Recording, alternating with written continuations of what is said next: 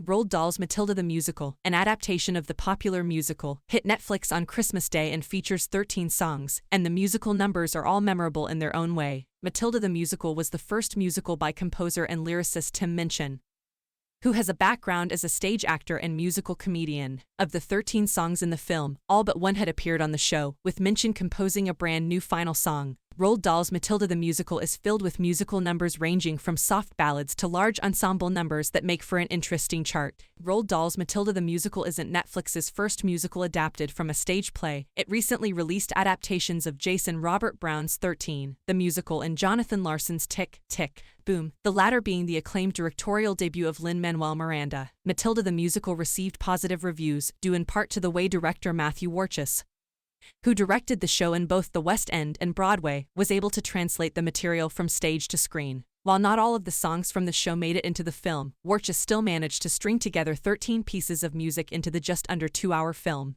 13/13. Choky Chant, Hide Me. Choky Chant, Hide Me is the shortest of the 13 songs from Matilda the Musical by Roald Dahl at 1 minute and 11 seconds. It is one of many ensemble numbers sung by Crunkham Hall Elementary School students who make up many actors and characters from Matilda the Musical. The song describes the choky, a cabinet with sharp objects inside which was designed by the headmistress, Miss Trunchbull, as an excruciating punishment for students who misbehave. The music is menacing and most of its brief duration is entirely instrumental. The song serves its purpose well, but its length makes it much less memorable than the other songs. 12/13. I'm Here. Despite its much longer duration, I'm Here is another mostly instrumental song, with very little vocals and few lyrics. It is sung to his daughter by Magnus the Escapologist in one of Matilda's narrative sequences. As Magnus, Carl Spencer has a powerful and soulful singing voice that complements Alicia Weir's younger, calmer voice. Weir is only a few years younger than the cast of 13, the musical, but plays a 5-year-old convincingly. It's a beautiful moment in Matilda the Musical, but Magnus' role returns in a much more poignant way later in the soundtrack. 11/13. Still Holding My Hand. Still Holding My Hand is the only song Minchin wrote specifically for Roald Dahl's Matilda the Musical. It's a sweet song that begins as a duet between Matilda from Weir and Miss Honey from Lashana Lynch before the beat picks up a bit and opens up the song for the school set.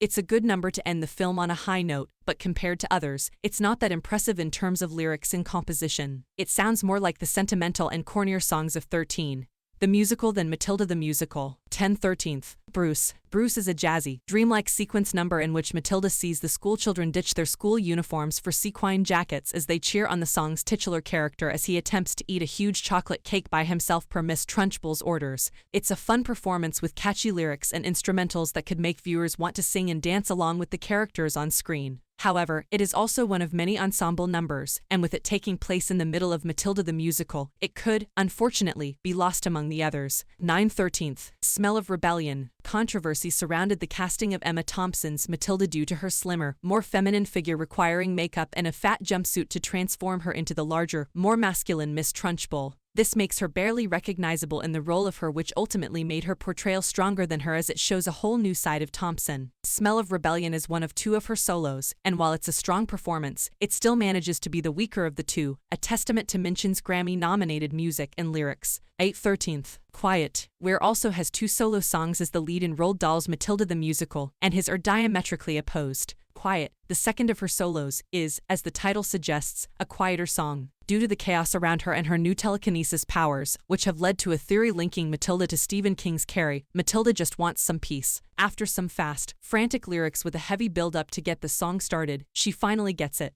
It all fades away with just her voice, a piano, and some beautiful 7/13. Revolting Children. Revolting Children is one of Matilda the Musical's most popular songs, and a clip from the film that appeared on YouTube last month even sparked a TikTok dance challenge. Ellen Kane's choreography and Minchin's catchy, clever lyrics make it memorable, but it struggled to live up to the stage version. Bigger isn't always better, and Roald Dahl's version of Matilda the Musical from Revolting Children is a good example. Despite this, he retains his fun side and infectious energy. 6/13. Miracle. Miracle is the opening track of Matilda the Musical and sets the story perfectly. Like most film musicals, including classics like Grease, changes are made from the original musical, with the number significantly reduced. In the film, Miracle is a surreal song filled with bright colors, brilliant block and cinematography, and some soulful vocals from Matt Henry as the Doctor. It also presents Matilda's parents, Mr. and Mrs. Wormwood, as selfish and cruel, and Matilda as a comically neglected and abused child with dark undertones. Miracle immediately draws viewers into the musical world of Matilda. 5/13. The Hammer, sung by Miss Trunchbull and her school choir, confirmed 1969 English hammer throwing champion and director. The repeated text, "You must always stand within the circle," deftly references both the rules of hammer throwing and Miss Trunchbull's rigor. Matilda the Musical repeats an issue by putting Thompson in a decent outfit instead of choosing someone the size of the character, as her outfit serves to make her look more physically intimidating as an athlete. The casting choice could be seen as a mistake in terms of Thompson's physicality, but she nails this song in her voice and performance. 4/13.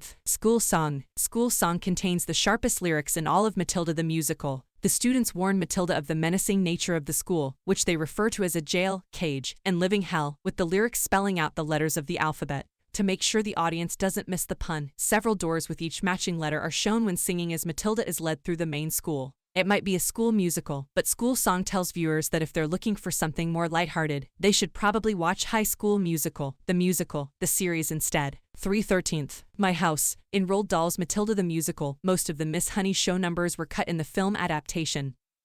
But thankfully My House survived. Miss Honey is as sweet as her name suggests and tries to find the good in every situation as she sings about her tiny scales and her plight. During the number, Matilda reinvents I'm Here sung by Magnus the escapologist and realizes her story is real and her daughter is Jenny Honey. Spencer's powerful vocals in the mini-cover pair beautifully with Lynch's heartbreaking soprano, making the song all the more emotional. 2/13. Naughty. In Matilda's first solo, she plays the ghost of another young Netflix female lead, the titular character of Enola Holmes, as a girl who gets into trouble. After Matilda's father falsely claims that he is an annoying little goblin to Miss Trunchbull, he realizes that she has to be a little mean sometimes and gets amusing revenge. The song can easily stick in your head and the lyrics are surprisingly inspiring as Matilda encourages herself and the listeners to change their stories when things don't add up. Weir captures the essence of Matilda in Roald Dahl's Matilda the Musical, effortlessly carrying the film her first major role. 1/13. When I Grow Up. Minchin left the children's theme with the musical version of another film that gave rise to an interesting theory, Groundhog Day. However, with Matilda the Musical's When I Grow Up, he tapped into the pure innocence of children, who could still have hopes and dreams despite Miss Trunchbull's many attempts to put them down. He creates a nostalgic feeling for those who are truly grown up, along with some longing and sadness from the small part of Miss Honey. When I Grow Up is the essence of Roald Dahl's Matilda the Musical, the power of a child with imagination and determination. Thank you for watching. Please like and subscribe and support my channel.